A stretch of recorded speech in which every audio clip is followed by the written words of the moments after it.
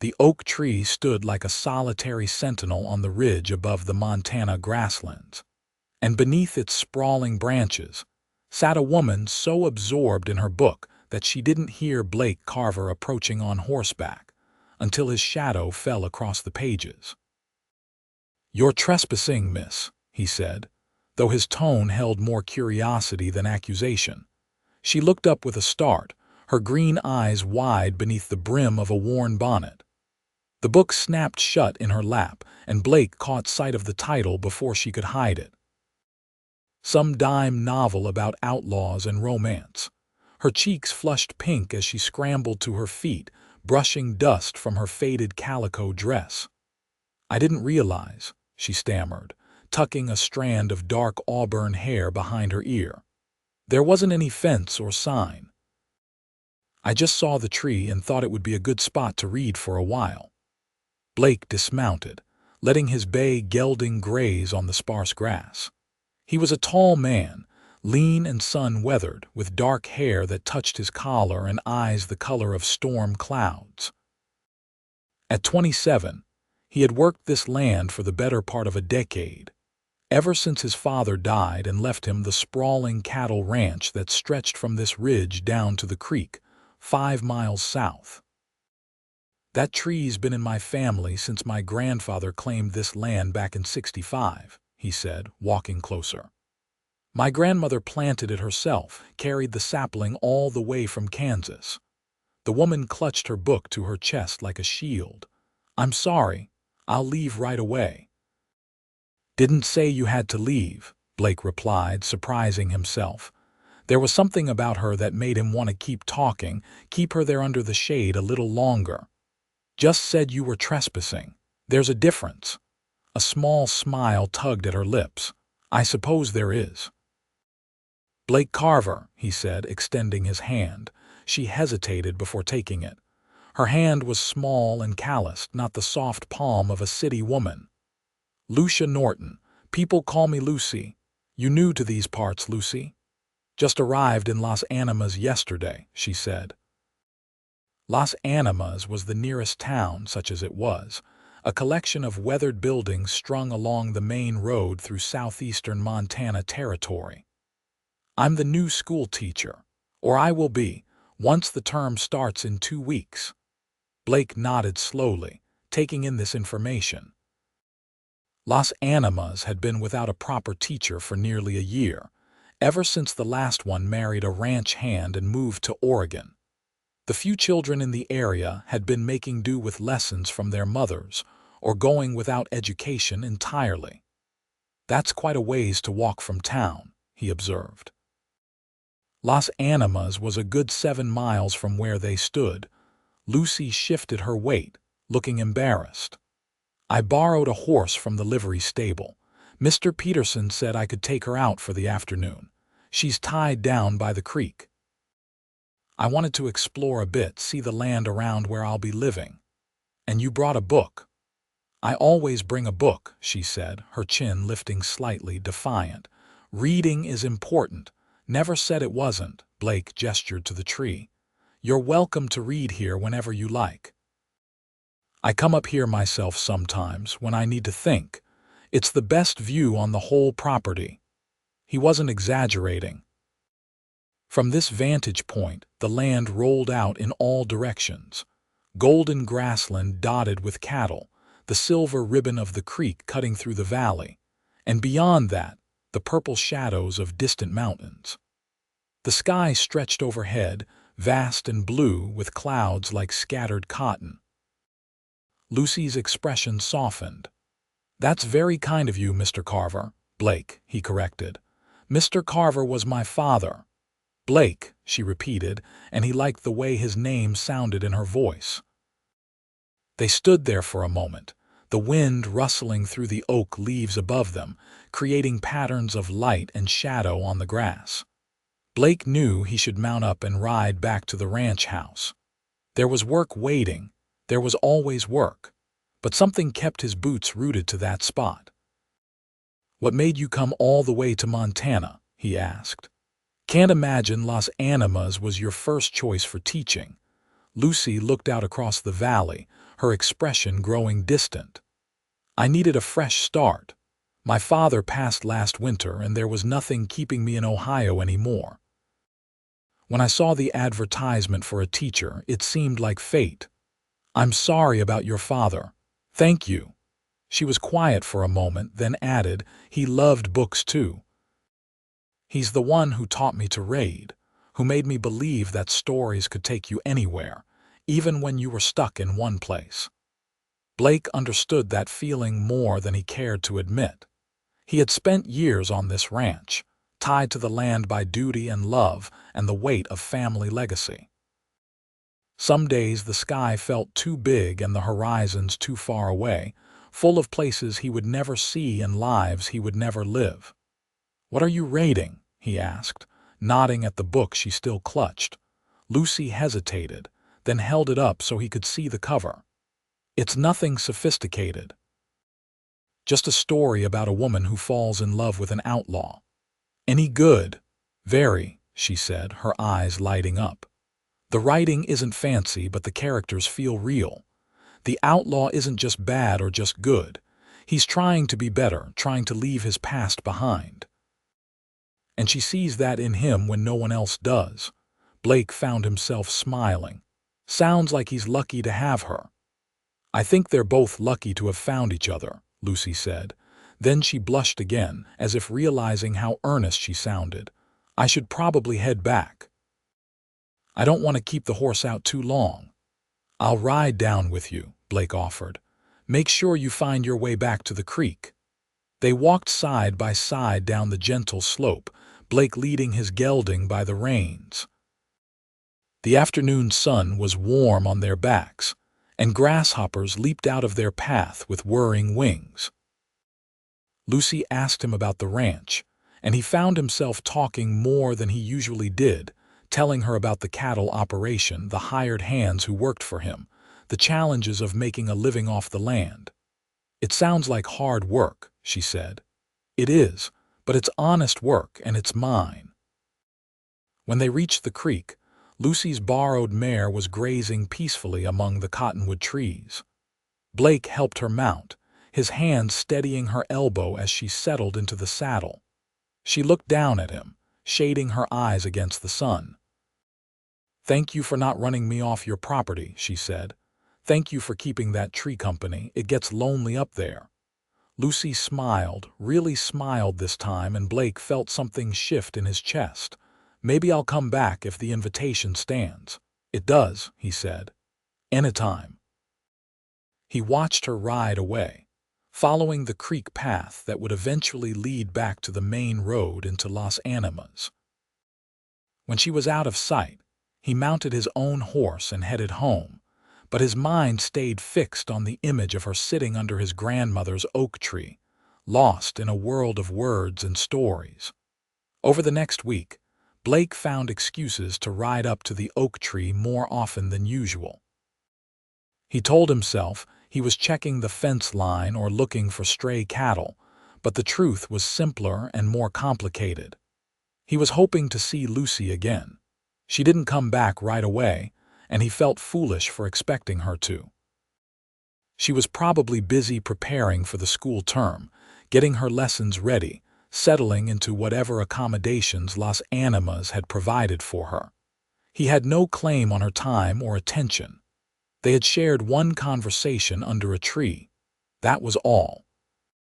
But on Saturday, 9 days after their first meeting, Blake rode up to the ridge and found her there again. She sat with her back against the oak's thick trunk, her skirts spread around her, completely absorbed in a different book. His heart did something strange and quick in his chest. "You came back," he said, dismounting. Lucy looked up, and her face broke into a smile that made the whole week of waiting worthwhile. "I did. I hope that's all right." "More than all right." He sat down beside her, not too close, leaving a respectful distance between them. "How's the new book?" "Wonderful. It's about a wagon train heading west, all the hardships and triumphs along the way." "Have you ever traveled much, Blake?" "Not really. Been to Billings a few times, once to Miles City for a cattle sale. That's about it." Don't you ever want to see more of the world? He considered the question honestly. Sometimes. But then I think about leaving this place and it doesn't feel right. This land is part of me. Does that make sense? It does, Lucy said softly. That's how I felt about my father's house before he died. After that, it just felt empty. All the memories were still there, but they hurt too much. Blake wanted to reach out and take her hand, offer some comfort, but he kept his hands to himself. They had only just met. He had no right to such familiarity. Tell me about teaching, he said instead. What made you want to do it? Lucy set her book aside, drawing her knees up and wrapping her arms around them. My mother died when I was young, and my father couldn't afford to send me to a fancy school. But the town teacher, Miss Brennan, she saw something in me. She lent me books, stayed after school to work with me on mathematics and history. She opened up the whole world to me through education. I wanted to do that for other children. That's a good reason. What about you? Did you always want to be a rancher? Blake plucked a blade of grass and twisted it between his fingers. Didn't have much choice in the matter. My father built this ranch from nothing, and when he died, it fell to me. I was 17, barely knew which end of a cow was which, but I learned. Had to. That must have been difficult. It was, but I had good men working for me who taught me what I needed to know, and I had this place. He gestured to the oak tree, the view beyond. When things got hard, I'd ride up here and remember why it mattered. My grandmother used to say that as long as this tree stood, the Carver family would endure. Lucy looked up at the spreading branches. It's a beautiful tree, strong. Like you, Blake said, then immediately felt his face heat. I mean, coming all this way alone, starting over in a new place. That takes strength. She met his eyes and he saw something flicker there, surprise and pleasure and something else he couldn't quite name. Thank you. That means more than you know. They sat together under the oak tree as the afternoon stretched toward evening, talking about everything and nothing. Lucy told him about Ohio, about the town where she grew up and the school where she had taught before. Blake told her about his hired hands, about the personalities of his various horses, about the time a bear had wandered into the ranch yard and sent everyone scrambling. When the sun began its descent toward the horizon, painting the sky in shades of gold and pink, Lucy reluctantly gathered her things. I should get back before dark. I'll ride with you, Blake said, standing and offering his hand to help her up. This time, when their hands touched, neither of them pulled away quickly. Her fingers lingered in his for just a moment longer than necessary. They rode together down to the creek where she had left her horse, and then Blake accompanied her along the road toward Las Animas. He told himself it was to keep her safe, that a woman alone on the road at dusk was vulnerable. But the truth was he simply didn't want the day to end. When they reached the edge of town, Lucy reined in her horse. You don't need to come any further. People will talk. Let them talk. She laughed softly. Easy for you to say. You're not the new school teacher who needs to maintain a proper reputation. Blake knew she was right, but he hated the idea of leaving her here. Will you come back to the tree tomorrow? I shouldn't. I have so much to prepare before Monday. But will you? Lucy bit her lip, considering. In the fading light, her eyes looked darker, more mysterious. Yes, I'll come back. Good. Blake tipped his hat to her. Until tomorrow, then. He watched her ride into town, waiting until she disappeared among the buildings before turning his horse back toward home. The night was falling fast now, stars beginning to prick through the deepening blue above. Blake rode slowly, in no hurry to return to the empty ranch house. Sunday afternoon found them both under the oak tree again, and this time Lucy brought a basket of food. I thought we could have a picnic, she said, almost shyly. If that's not too forward of me. It's perfect, Blake said, meaning it. She had packed cold chicken, fresh bread, cheese, and apples. They spread a blanket on the grass and ate while the wind played through the tree branches above them. Blake couldn't remember the last time he had done something like this, something simple and pleasant with no purpose beyond enjoyment. "Tell me about your family," Lucy said, biting into an apple. "Were you close with your parents?" Blake leaned back on his elbows, gazing up at the sky through the leaves. "My mother died when I was 12, same as you, too young. My father never really recovered from losing her. He threw himself into the ranch, worked himself to death by the time I was 17. I think he couldn't bear to stop and remember she was gone. That's sad." "It is, but he loved her something fierce. I remember them dancing in the kitchen when they thought I was asleep.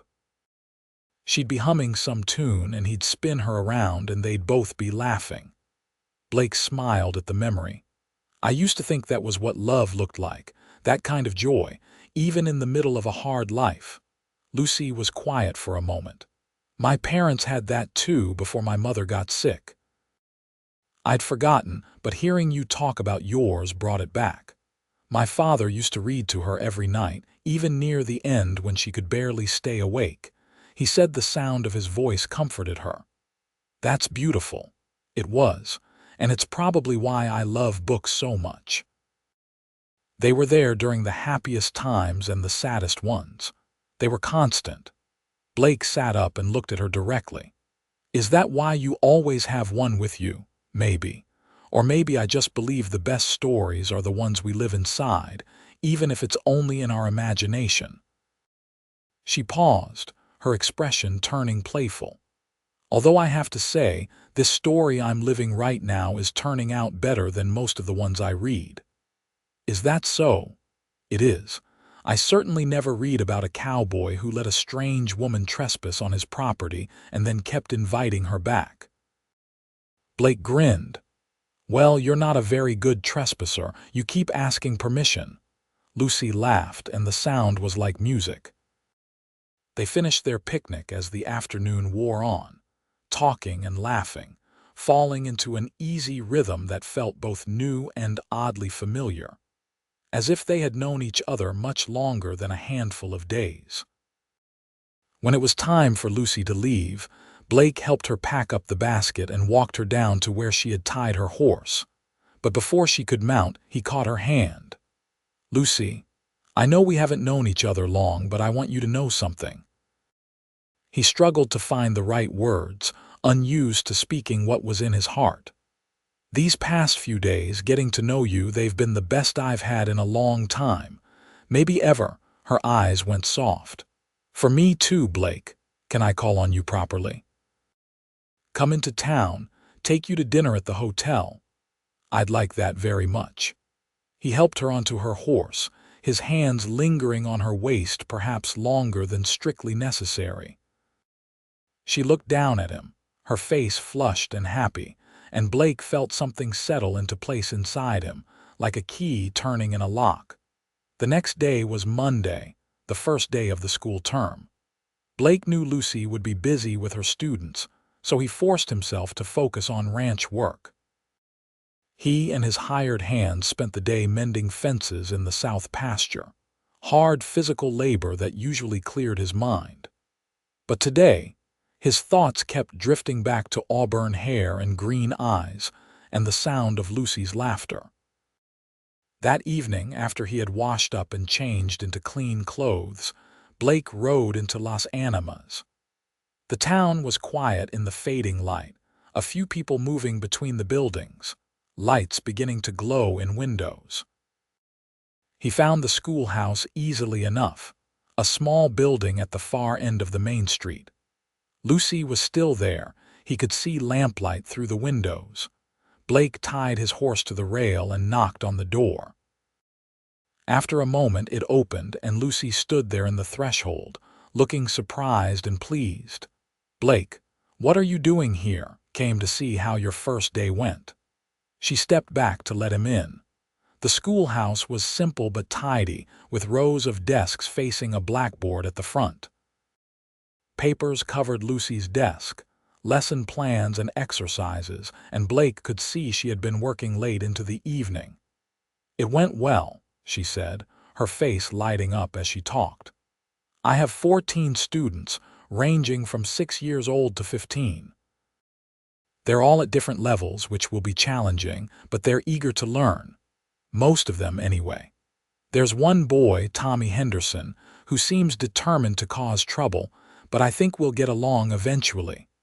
Blake leaned against one of the desks, watching her as she spoke. She was animated, passionate about her work, and it made her even more beautiful. "Sounds like you're exactly where you're supposed to be." "It feels that way," she agreed. Then she looked at him more closely. "But you didn't ride 7 miles just to ask about my day, did you?" "No," he admitted. "I came to ask if you'd have dinner with me Friday evening. The hotel in town isn't much, but they serve decent food." Lucy smiled. "I'd love to, but Blake, you don't have to court me in such a formal way. I'm happy just spending time with you under the oak tree." "I know. But you deserve to be courted properly. Besides, if we're going to let people talk, might as well give them something worth talking about." She laughed at that. "All right then. Friday evening it is." The week passed slowly for Blake. He threw himself into work, trying to keep busy, but his mind was always elsewhere. He found himself looking forward to Friday with an anticipation he hadn't felt in years, maybe ever. This was different from anything he had experienced before. The few women he had spent time with in the past had been pleasant enough, but there had never been this spark, this sense of rightness. On Wednesday, he rode into Billings, the nearest real town, to buy new clothes. He told himself it was because his good shirt had finally worn through at the elbows, but really, he just wanted to look his best for Lucy. He chose a dark blue shirt that the shopkeeper said brought out his eyes, and a new leather vest. Thursday evening, as he was going over accounts in his office, his foreman Frank knocked on the door. Frank was a weathered man in his 50s who had worked for Blake's father and stayed on after the old man died. "Boss, can I have a word?" "Come in, Frank." The older man entered, hat in his hands. "I've been meaning to say something about that schoolteacher." Blake set down his pen. "What about her?" "The men have noticed you riding out to town, getting yourself all spruced up. We just want you to know we think it's about time." "About time for what?" Frank smiled, the wrinkles around his eyes deepening. "About time you found someone who makes you happy. Your father, God rest him, he would have wanted that for you. A man can't live for work alone. Believe me, I know." Blake felt a lump form in his throat. "Thank you, Frank. That means a lot. She seems like a good woman from what folks are saying in town. Smart, kind, pretty too, not that it should matter, but it doesn't hurt."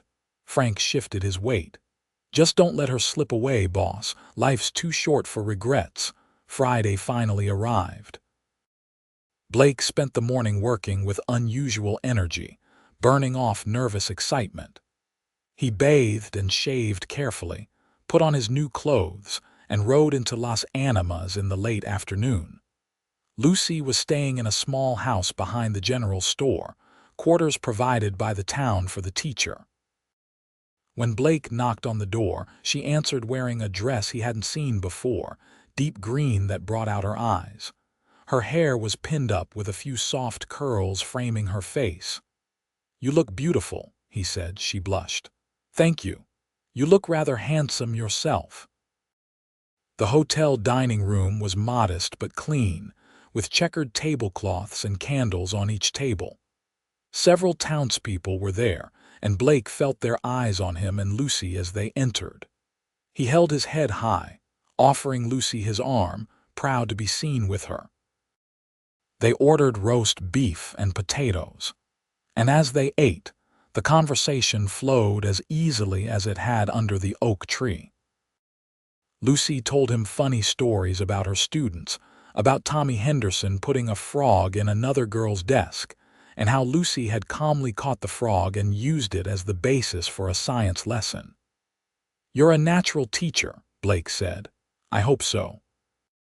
These children deserve someone who cares about their education, their futures. Some of them come from families that don't see the value in schooling, especially for the girls. I want to show them that learning opens doors. You sound like my grandmother. She was the one who insisted I learn to read and write, even though my father thought it was a waste of time for a ranch hand. Your grandmother sounds like she was a wise woman. She was. I wish you could have met her. They lingered over coffee and pie, neither wanting the evening to end. Through the window, Blake could see the sun setting, the sky turning brilliant shades of orange and red. He reached across the table and took Lucy's hand, feeling bold. "Lucy, I know it's only been 2 weeks, but I need to tell you something." Her fingers tightened around his. "What is it?" "I think I'm falling in love with you." The words hung in the air between them. Lucy's eyes went wide, and for a terrible moment Blake thought he had made a mistake, moved too fast, scared her away.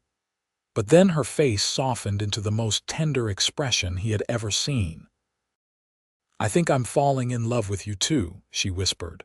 Blake stood and came around the table, helping her to her feet. "Can I walk you home, please?" They walked through the quiet streets of Las Animas, hand in hand now, not caring who saw. The evening was warm, crickets singing in the grass, stars beginning to appear overhead. When they reached Lucy's door, Blake pulled her close, looking down into her upturned face. "May I kiss you?" "Yes," she breathed. He lowered his head slowly, giving her time to change her mind, but she rose on her toes to meet him halfway. Their lips touched softly at first, tentative testing. Then Lucy's arms came up around his neck and the kiss deepened, becoming something more urgent and true. Blake felt the world fall away, leaving nothing but this moment, this woman, this perfect rightness. When they finally pulled apart, both were breathing hard. Blake rested his forehead against hers. "I should go." "Probably," she agreed, but neither of them moved. "Tomorrow?" he asked. "The oak tree? I'll be there." One more kiss, brief and sweet, and then Blake forced himself to step back, to let her go inside. He stood there for a moment after her door closed, touching his lips, still feeling the warmth of her against him. The ride back to the ranch passed in a blur. When he arrived home, Frank was still up, sitting on the porch and smoking his pipe. The foreman took one look at Blake's face and grinned. "Went well, I take it?" "Better than well," Blake said. "Frank, I think I'm going to marry that woman." "About damn time," Frank said, laughing. About damn time. The next few weeks fell into a pattern.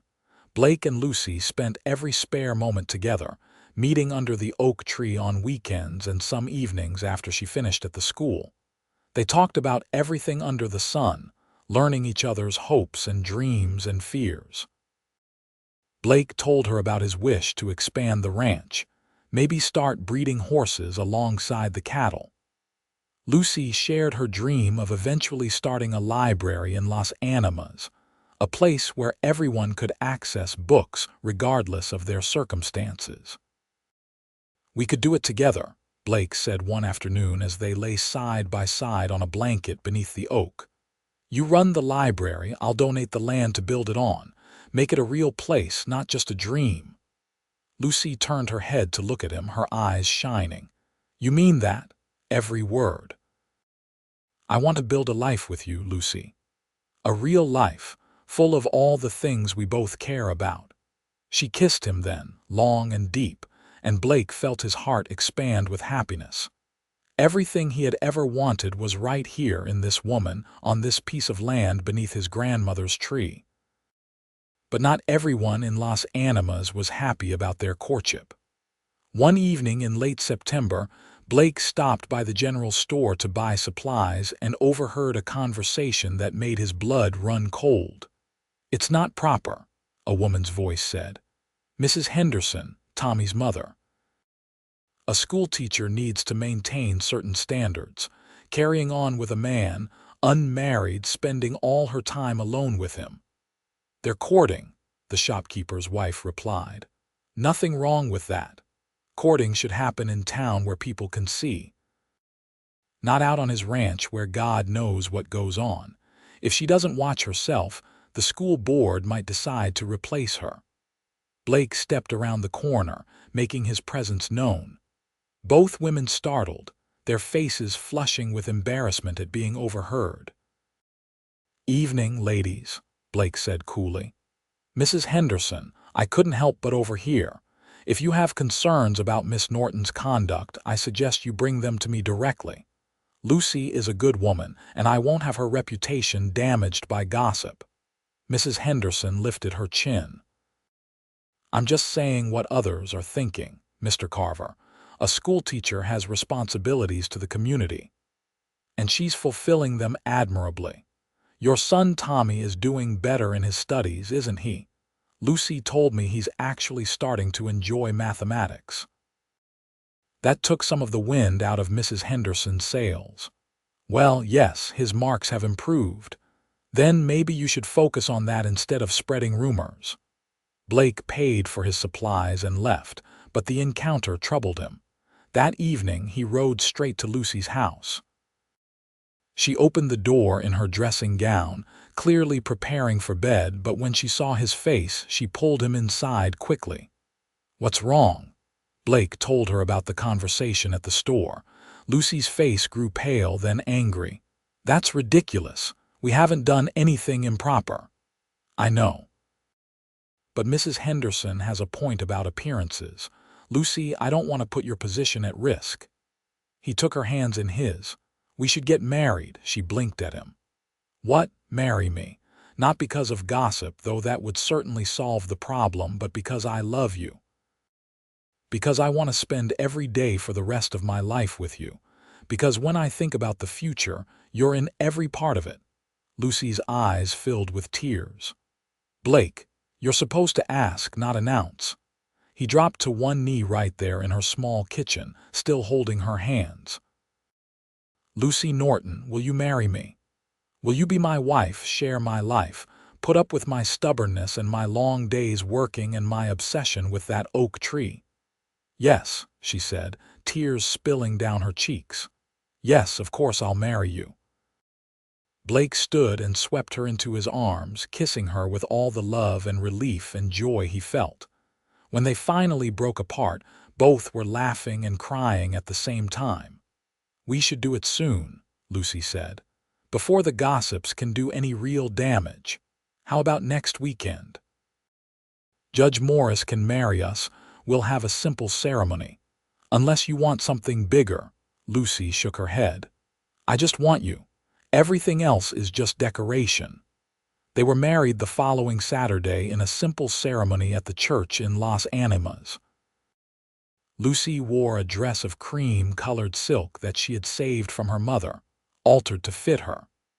Blake wore his best suit, the one he had worn to his father's funeral, and never thought he'd have cause to wear again. Frank stood up as Blake's witness, and the schoolhouse custodian Mrs. Davies stood for Lucy. Judge Morris performed the ceremony, his voice solemn and kind. When Blake slipped the simple gold band onto Lucy's finger, his hand trembled slightly. "I now pronounce you man and wife," Judge Morris said. "Blake, you may kiss your bride." And Blake did, pouring everything he felt into that kiss, all the love and promise and hope for the future. When they pulled apart, Lucy was crying again, but smiling through her tears. They held a small reception afterward at the hotel, and despite the short notice, it seemed like half the town showed up. Even Mrs. Henderson came, looking somewhat chastened, and congratulated them both. Tommy Henderson presented Lucy with a drawing he had made of the schoolhouse, and she hugged him warmly, thanking him for the gift. As the sun set, Blake and Lucy slipped away from the celebration. He lifted her onto his horse, then mounted behind her, wrapping his arms around her waist. They rode together out of town, heading for the ranch under a sky filled with stars. "Where are we going?" Lucy asked, though she sounded like she already knew.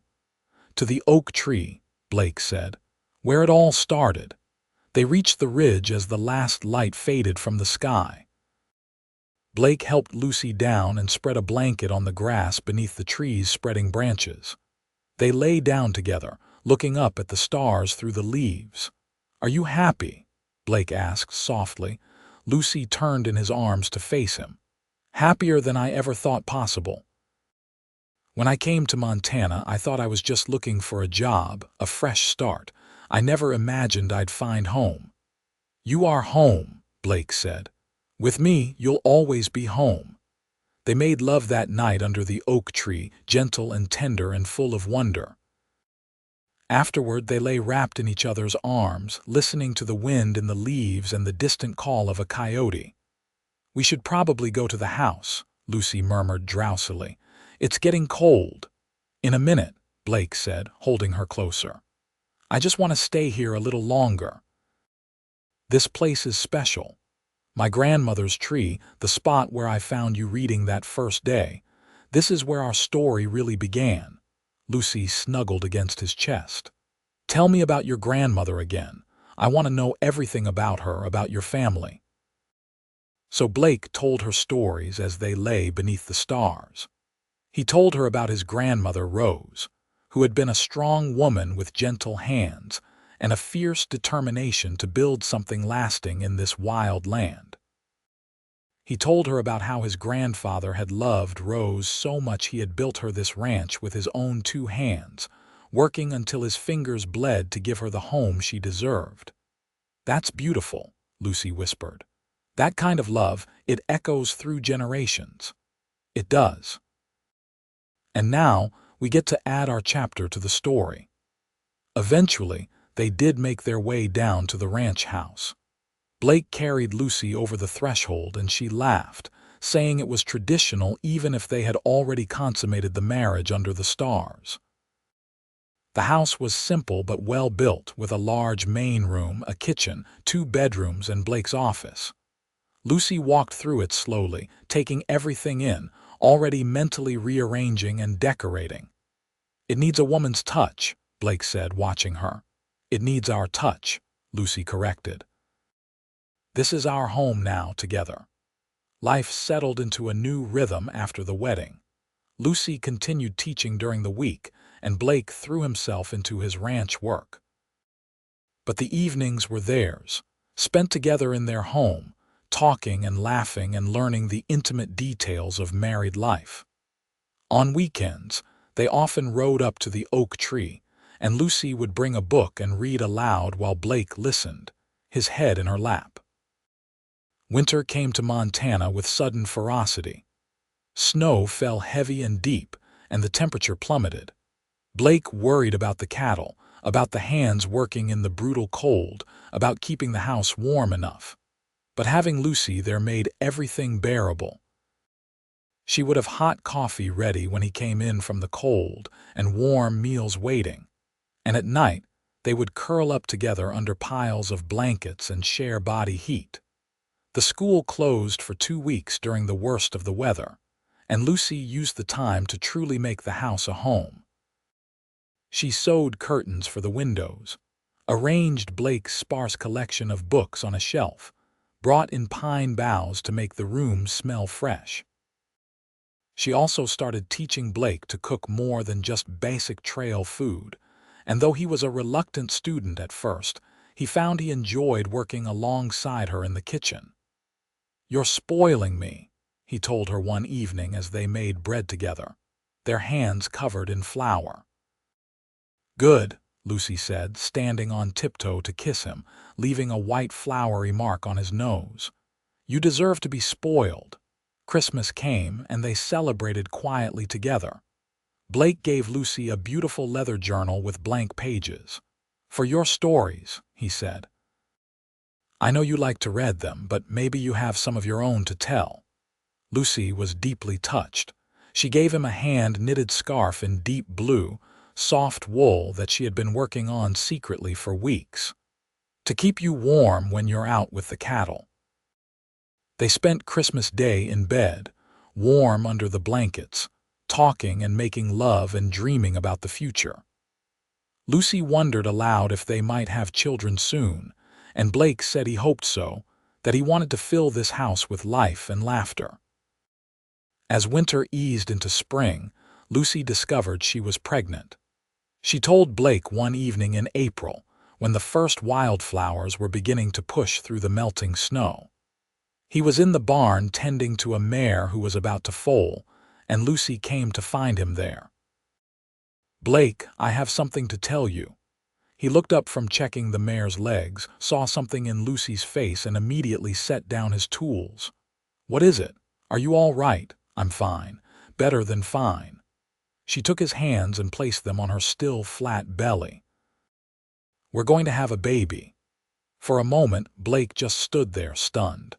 Then a huge grin spread across his face and he picked Lucy up, spinning her around until she laughed and begged him to put her down. "Are you sure? When? How are you feeling? Do you need to sit down?" Lucy laughed at his barrage of questions. "I'm sure. The baby should come in October, and I feel wonderful, just a little tired in the mornings." Blake pulled her close, overwhelming gratitude washing over him. "A baby. We're going to have a baby." "We are," Lucy confirmed, tears of joy in her eyes. "Are you happy?" Happy doesn't even begin to cover it. The pregnancy progressed smoothly through spring and into summer. Lucy continued teaching until the term ended in late May, then spent her days around the ranch, helping where she could but mostly resting as Blake and the hands insisted. She had never been one to sit idle, so she spent her time sewing baby clothes, reading, and writing in the journal Blake had given her one afternoon in June. Blake came in from the pastures to find Lucy sitting at the kitchen table, writing intently in her journal. She looked up when he entered, a secretive smile on her face. "What are you writing?" he asked, coming to stand behind her and wrapping his arms around her expanding waist. "A story," she said, "about a woman who trespasses on a cowboy's land and falls in love with him." Blake leaned down to read over her shoulder. The words were beautiful, capturing the essence of their meeting under the oak tree, the way they had fallen in love slowly and then all at once. "You're writing about us." "I am. I want our child to know how we met, how much we loved each other from the very beginning, and maybe someday other people will want to read it too." "It's wonderful, Lucy. You have a real gift for this." She turned in her chair to look up at him. "Do you really think so? Or are you just being a supportive husband?" "Both," he admitted with a grin. "But mostly the first one. You should keep writing. Maybe when the baby is older you could try to get it published." Lucy's eyes lit up at the possibility. "I'd like that, to be able to share our story with the world." As summer deepened, Lucy's belly grew round and prominent. She moved more slowly now, tiring easily, but she was radiant with happiness. Blake found himself watching her constantly, amazed by the miracle of the life growing inside her. They still made the trip up to the oak tree, though less frequently now. Blake would help Lucy onto a gentle mare and they would ride slowly up the ridge. She would sit with her back against the tree trunk, her hands on her belly, feeling the baby move and kick. "This baby is already stubborn," she said one afternoon in August. "Just like you." "Or just like you," Blake countered. "Remember how you refused to stop teaching right up until the last day of term, even though you were exhausted? That's not stubbornness, that's dedication." They both laughed. Blake sat beside her and placed his hand on her belly, feeling a strong kick against his palm. "Hello in there," he said softly. "We're excited to meet you." Labor began on a cool October evening, just as the leaves on the oak tree were turning gold. Lucy's water broke while she was making supper, and Blake immediately rode to town to fetch the midwife, Mrs. Callahan. The next hours passed in a blur of activity and anxiety. Blake stayed by Lucy's side, holding her hand, wiping her forehead with a cool cloth, feeling utterly helpless in the face of her pain. "You're doing so well," he kept telling her. "You're so strong." Easy for you to say, Lucy gasped between contractions. You're not the one being split in half. Despite the pain and fear, Blake had to smile at that. Even in labor, Lucy maintained her spirit. Finally, in the early hours of morning, their son was born. He came into the world wailing loudly, his face red and furious, his tiny fists clenched. Mrs. Callahan cleaned him up and placed him in Lucy's arms, and Blake watched as his wife's face transformed with a love so pure and fierce, it took his breath away. "He's perfect," Lucy whispered, tears streaming down her face. "Blake, look at him. He's perfect." Blake looked at his son, this tiny person who was half him and half Lucy, and felt something crack open in his chest. "He is. What should we name him?" They had discussed names throughout the pregnancy but had never settled on one. Now, looking at her son, Lucy said, Benjamin Carver." "We can call him Ben." "Benjamin," Blake repeated, testing the name. "I like it. Benjamin Thomas Carver, after my grandfather." "Benjamin Thomas Carver," Lucy agreed. She looked up at Blake with exhausted but happy eyes. "Our son." Blake leaned down and kissed her forehead gently. "Our son." "Thank you, Lucy. Thank you for him, for you, for everything." The first months of Benjamin's life were exhausting and wonderful in equal measure. He was a fussy baby, prone to waking every few hours through the night, and both Blake and Lucy walked around in a fog of sleep deprivation. But neither would have traded it for anything. Lucy couldn't return to teaching that fall, and the school board hired a temporary replacement. She missed her students, but found that she didn't miss the work itself as much as she thought she would. Being a mother consumed her completely, and she found deep satisfaction in it. Blake proved to be a devoted father. When he came in from work, he would take Benjamin from Lucy's tired arms and walk him around the house, singing old cowboy songs in his rough voice until the baby settled. On Sundays, he would bundle Benjamin in blankets and carry him up to the oak tree. "This is where I met your mama," Blake would tell his son, even though Benjamin was far too young to understand. "Right here under this tree. This is where our story began, and someday you'll have your own story to tell." Winter came again, Benjamin's first, and the family settled into their routines. Lucy wrote when the baby napped, continuing her story about their courtship. Blake worked the ranch, managing the cattle and horses, planning for the spring breeding season. And Benjamin grew, changing almost daily, becoming more alert and interactive. By spring, Benjamin was sitting up on his own and babbling constantly. He had Blake's dark hair but Lucy's green eyes, and when he smiled, dimples appeared in his cheeks. Both parents were completely besotted with him. One evening in April, as they sat together on the porch watching the sunset, Benjamin drowsing in Lucy's arms, Blake said, "I've been thinking about expanding the house." Lucy looked at him with interest. "Oh, add a couple more bedrooms, maybe a proper parlor." "I know you want more children, and I do too. We'll need the space." "That sounds wonderful. When would you start?" "After the spring roundup. Frank and some of the boys are handy with carpentry. We could have it done by summer." Lucy leaned against Blake's shoulder, contentment washing over her. "I love you, Blake Carver. I love the life we've built together." "I love you too. More than I can say." True to his word, Blake began expanding the house that summer. The sound of hammering and sawing filled the days, and slowly the structure took shape. 2 new bedrooms were added, along with a larger parlor and a proper dining room. Lucy had input on every decision, choosing where windows should go and how the rooms should flow. By fall, the expansion was complete, and Lucy set about furnishing and decorating the new spaces. She used some of the money she had saved from teaching to buy nice curtains and a few pieces of good furniture. The house began to look like a real home, not just a bachelor's ranch house. That winter, Lucy approached the school board about returning to teaching in the spring. Benjamin would be 18 months old by then, and Mrs. Davies had offered to watch him during school hours. The board was thrilled to have her back, though they made it clear they would need to hire someone permanent if she decided to have more children. "We'll cross that bridge when we come to it," Lucy told Blake. "For now, I want to teach again. I love being Benjamin's mother, but I need something that's just mine, too." Blake understood completely. You should do what makes you happy. So Lucy returned to the schoolhouse that spring, and life took on yet another new rhythm.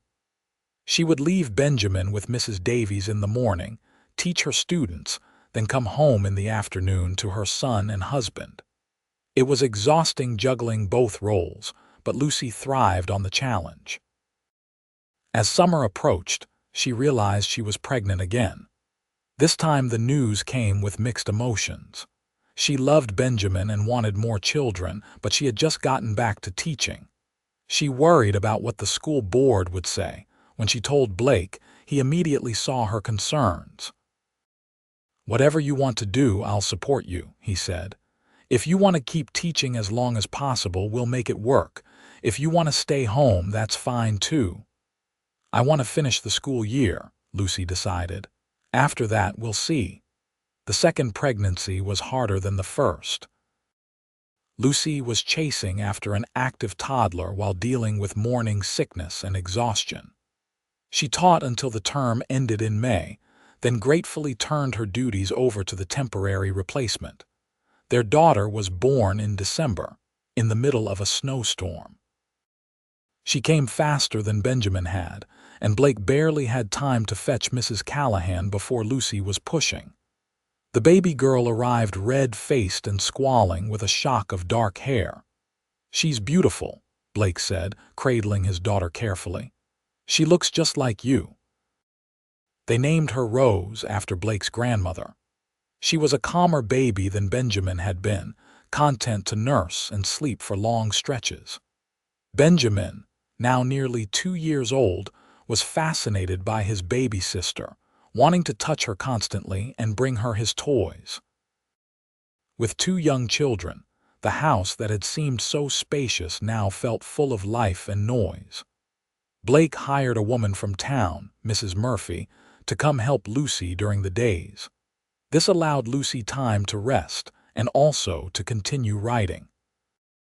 Her story about their courtship was nearly finished, and she had started sending inquiries to publishers in the East.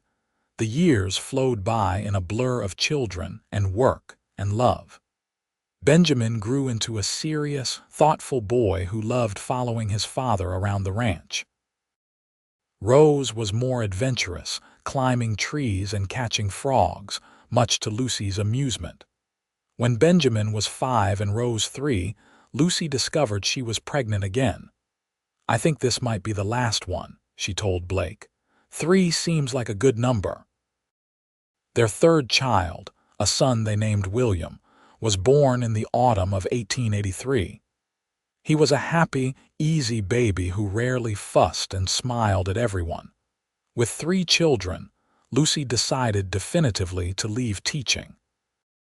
The school board hired a permanent replacement, a young man fresh from college in the East, and Lucy passed her classroom on to him without regret. "My students are here now," she told Blake, gesturing to their 3 children playing in the yard. "And I have my writing." Indeed, Lucy's book had found a publisher. It had taken years of rejections and revisions, but finally a small press in New York had agreed to print her story. When the first copies arrived at the ranch, Lucy held one reverently, running her fingers over the cover. "The Oak Tree's Promise" by L.N. Carver, her name in print on a real book. "I'm so proud of you," Blake said, looking over her shoulder. "You did it." "We did it," Lucy corrected. "This is our story, Blake. I couldn't have written it without living it with you." The book sold modestly but steadily. Lucy received letters from readers, mostly women, telling her how much they loved the story, how it gave them hope for their own lives. Some letters came from as far away as Boston and Philadelphia. Lucy answered each one personally, touched that her words had reached so many people. As the children grew, Blake and Lucy made sure to maintain their tradition of visiting the oak tree. At least once a month, weather permitting, the whole family would ride up to the ridge. They would spread blankets under the branches, and Lucy would read aloud from books while the children played. Blake would point out landmarks to the children, teaching them about the land they would someday inherit. "This tree is special," he told them. "It's been here since before you were born, and it will be here long after we're gone. Your great-great-grandmother planted it, and someday you'll bring your own children here." Benjamin, who was a thoughtful child, asked, "Why is it so special, Papa?" "Because this is where I met your mother. Right under this tree she was sitting and reading a book, and I fell in love with her right there." "That's silly," Rose declared, practical even at 7 years old. "You can't fall in love just like that." Lucy laughed. "Sometimes you can, sweetheart. Sometimes love happens in a moment, and sometimes it grows slowly over time. But either way, when it's real, you know." Years continued to pass. Benjamin grew into a young man who loved the ranch as much as his father did. At 18, he was already running much of the day-to-day operation, giving Blake more time to pursue his dream of breeding horses. Rose, true to her adventurous nature, announced at 16 that she wanted to go to college to study to become a doctor. Blake and Lucy supported her fully, despite the raised eyebrows from neighbors. "The world is changing," Lucy said. "Women can do more now than they could when I was young. Rose should follow her dreams." William, the youngest, was the artist of the family. He loved to draw and paint, capturing scenes from ranch life with surprising skill. Lucy encouraged him, remembering how art had been discouraged in her own youth as impractical. In the summer of 1895, Blake and Lucy celebrated their 20th wedding anniversary. They threw a party at the ranch, inviting everyone from town and all their neighbors. It was a joyous affair, with music and dancing and enough food to feed an army. As evening fell and the party wound down, Blake and Lucy slipped away from the crowd. They rode together up to the oak tree, just the two of them, like they had done so many times before. 20 years, Lucy said, settling against Blake's side as they sat beneath the branches. "It seems like yesterday and forever ago all at once." 20 best years of my life," Blake said, kissing the top of her head. Her hair was shot through with silver now, and there were lines around her eyes, but to him she was as beautiful as the day he first saw her reading under his tree. "Mine too. Blake, I want you to know something." Lucy turned to face him, taking his hands in hers. "You made all my dreams come true. I dreamed of being a teacher, and I was. I dreamed of being a writer, and I am. But the best dream, the one I didn't even know I had, was being your wife and the mother of your children. That's been the greatest story of my life."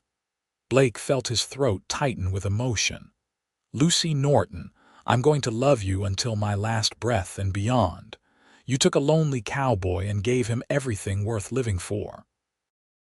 They kissed as the stars came out overhead, the oak tree rustling in the breeze above them. Below, they could hear the sounds of the party continuing, their children's laughter mixing with music and conversation. This was what mattered, Blake thought. This love, this family, this life they had built together from a chance meeting under a tree. More years passed, bringing both joy and sorrow. Frank retired from the ranch, moving to town where his old bones would stay warmer in winter. Blake hired Benjamin as his official foreman, and father and son worked side by side managing the growing operation. Rose went off to medical school in Chicago, and though they missed her terribly, her letters full of her studies and experiences brought them pride. William stayed on the ranch, setting up a studio in one of the outbuildings where he painted and sold his work. He never wanted to be a rancher, but he loved the land and the light, and his paintings captured the wild beauty of Montana in ways that moved people. When Benjamin was 23, he married a neighbor's daughter, Sarah Mitchell.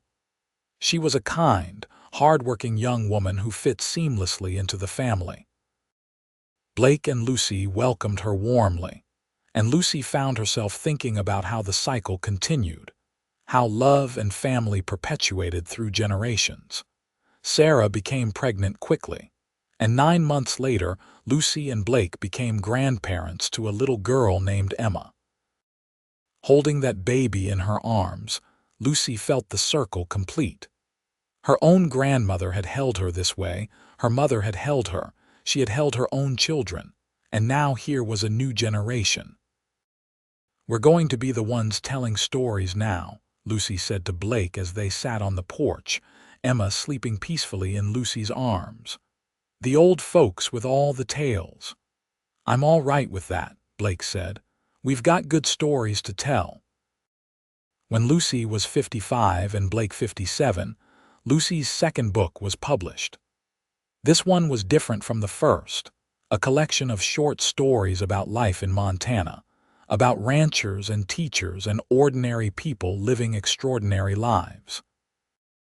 It did even better than the first, and Lucy found herself with a modest but steady reputation as a Western author.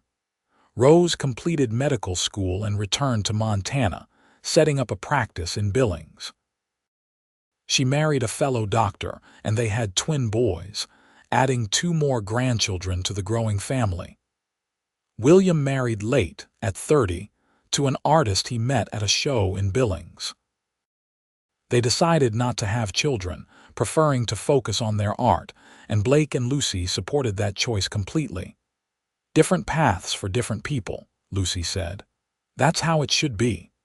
Blake and Lucy grew old together, silver-haired and weathered but still deeply in love. They moved a bit slower, Rose a bit later, but they still made the trip up to the oak tree whenever they could. Sometimes Benjamin would drive them up in the wagon when riding was too difficult, and they would sit beneath the branches, holding hands and remembering. "You ever regret it?" Blake asked one afternoon when they were both in their late 60s. "Coming out here, marrying me so quickly. You could have had an easier life somewhere else." Lucy looked at him in genuine surprise. "Blake Carver, I have never regretted a single moment. This life with you has been everything I ever wanted and more than I ever imagined. How could I regret finding the love of my life? Just checking," Blake said with a smile. "Making sure you're still happy with your choice." "Always," Lucy said firmly. "Until my last breath, I will be happy I chose you." In the spring of 1908, Blake fell ill. It started as a cough that wouldn't go away, then pain in his chest, then difficulty breathing. Rose came to examine him, and her face was grave.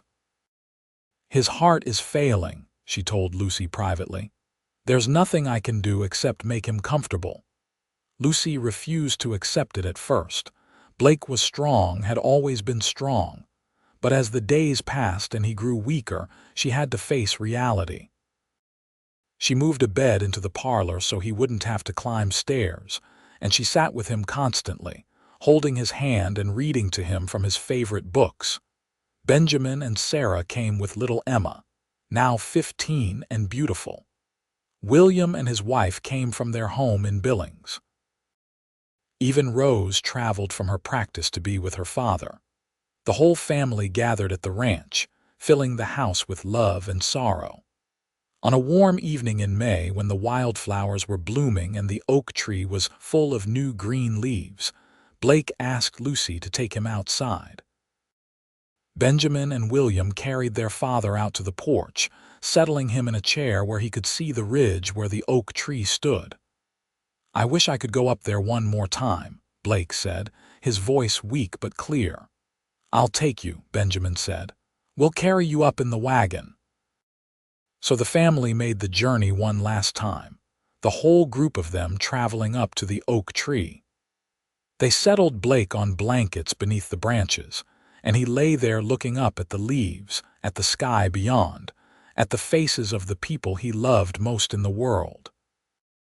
Lucy lay down beside him, curling against his side like she had done so many times over the years. "Remember the first time we came here together," she whispered. "Of course," Blake said. "You were reading a book, so absorbed you didn't hear me ride up. I thought you were the most beautiful thing I'd ever seen. You said I was trespassing." "You were," Blake smiled. "Best trespasser that ever walked onto my land." The family stayed under the tree as the sun set, talking quietly, sharing memories. Emma asked her grandfather to tell the story of how he met Grandma Lucy, and Blake did, his voice growing softer but his memory clear. "I found her reading under this oak tree," he said, "and from that moment on, she became my favorite story.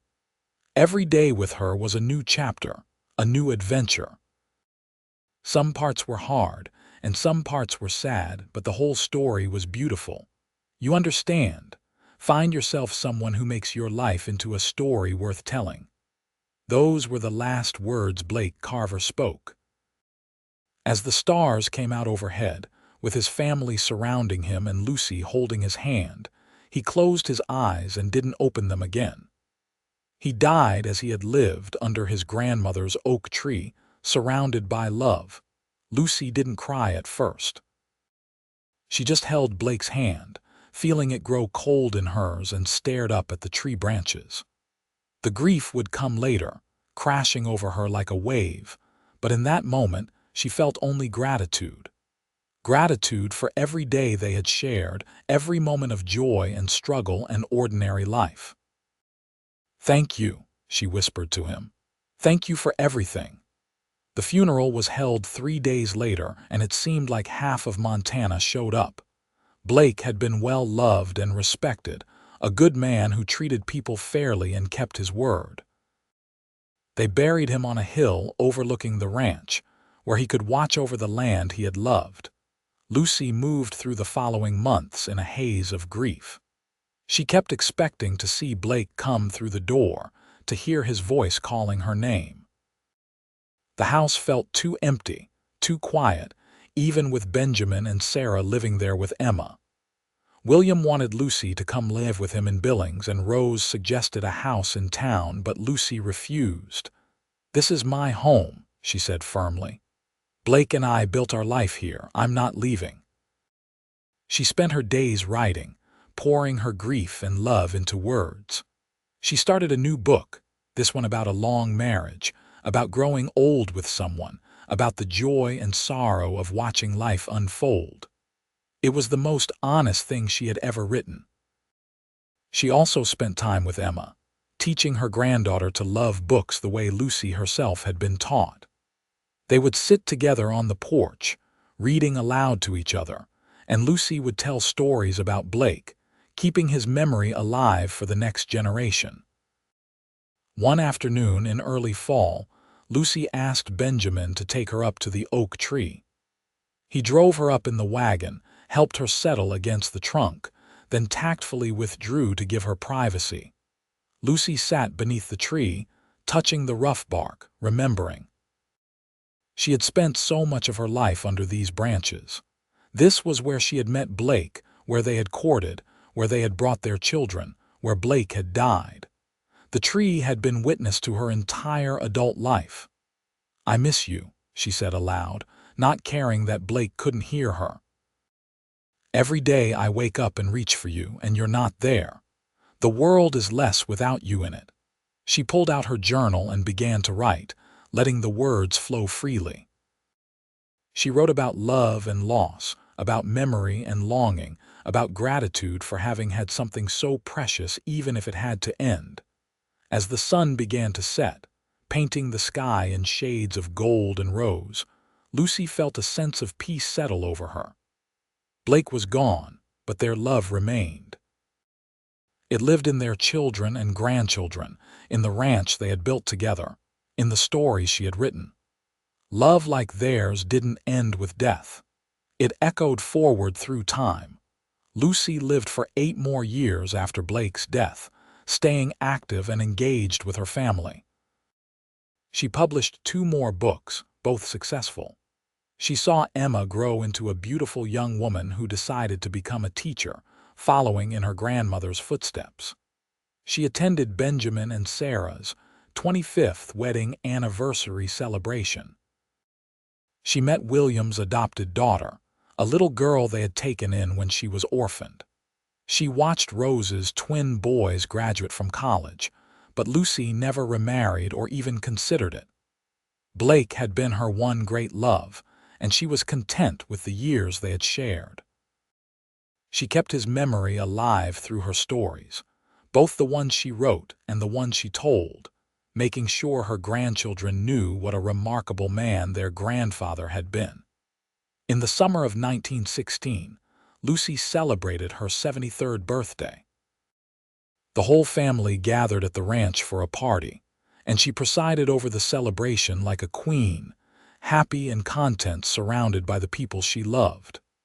But that night, after everyone had gone to bed, Lucy asked Benjamin to take her up to the oak tree one more time. "Ma, it's late," he protested gently. "Let's go in the morning." "Now, please," Lucy insisted. "I need to go now." Something in her voice made Benjamin agree. He hitched up the wagon and drove his mother up to the ridge in the moonlight. He helped her settle against the tree trunk, wrapped a blanket around her shoulders, and sat down nearby. "Tell me again," Lucy said. "Tell me how your father and I met." Benjamin smiled and began the story he had heard countless times. "You were sitting right here, reading a book, and Pa rode up on his horse. He said you were trespassing, but he let you stay. He fell in love with you right there under this tree, and you fell in love with him too. You got married and had 3 children and built a life together full of love and happiness. It's the best love story I know." "It is," Lucy agreed softly. "It really is." She was quiet for a while, looking up at the stars through the leaves. Then she said, "Benjamin, I want you to know how proud I am of you. You've been such a good son, such a good father, such a good man. Your father would be so proud too." "Thanks, Ma. And I want you to take care of this tree, promise me. As long as the Carver family owns this land, this tree stays standing. It's more than just a tree. It's a symbol of everything your father and I built together." "I promise," Benjamin said, his voice thick with emotion because somehow he knew what was happening. Lucy closed her eyes, a smile on her face. "Good, that's good. I think I'll rest now for a while." "Ma," but Lucy didn't answer. She had slipped away quietly, peacefully in the place where her greatest story had begun. She died as Blake had died, under the oak tree that had witnessed their love story from beginning to end. Benjamin stayed with her through the night, tears streaming down his face, but also feeling a strange sense of rightness. His parents had loved each other so completely, so fully, that even death couldn't truly separate them. They were together now, wherever they were, continuing their story in some other place. Lucy was buried beside Blake on the hill overlooking the ranch. Her gravestone read, "Lucia Norton Carver. Beloved wife, mother, grandmother, writer, teacher." She lived her own story. At the funeral, Rose read aloud from Lucy's last book, the one about enduring love, and there wasn't a dry eye in the crowd. The family continued on at the ranch, generation after generation. Benjamin passed it to Emma, who passed it to her own children, and so on through the years. The oak tree remained standing, protected and cherished, just as Lucy had requested. It became something of a local landmark, and people would come from miles around to see the Carver oak. Emma, who had become a teacher as her grandmother wished, wrote a memoir about Lucy and Blake when she was an old woman herself. She told their story fully, capturing the romance and beauty and reality of their life together. The book became a regional bestseller, introducing new generations to the cowboy, and the woman he found reading under his tree. The ranch prospered through the 20th century and into the 21st. The Carver family adapted with the times, adding modern conveniences while maintaining the essential character of the place. But the oak tree remained, growing larger and stronger with each passing year, its branches spreading wider, its roots going deeper. Young couples would sometimes come to the tree, having heard the story of Blake and Lucy. They would sit beneath its branches and talk about love and commitment and building a life together. Some would even get engaged there, feeling that the tree's romantic history blessed their own relationships. And in a way, Blake and Lucy's love did bless those who came after. Their story was a testament to what love could be when two people chose each other fully, committed to building something lasting together. They had faced hardships and joys, raised children, built a home and a life, and loved each other through it all. Their story had a beginning under that tree, a middle filled with years of shared life, and an ending that brought everything full circle. The oak tree stood as proof that some loves are strong enough to outlast time itself, that the best stories are the ones we live rather than simply read, and that sometimes, when you're lucky enough to find your person in exactly the right place at exactly the right time, you get to live happily ever after. And they did. Blake and Lucy Carver lived happily ever after, both during their time on Earth and in the memories and stories that kept them alive long after they were gone. Their love story, which began with a woman reading under a tree and a cowboy brave enough to let his heart be captured, became part of the land itself, as permanent and enduring as the oak tree that had witnessed it all. The cowboy had found her reading under his oak tree, and she had found in him the greatest story she would ever know. Together, they had written a life worth remembering, and their happy ending echoed through generations, inspiring everyone who heard their tale to believe in the transformative power of true love.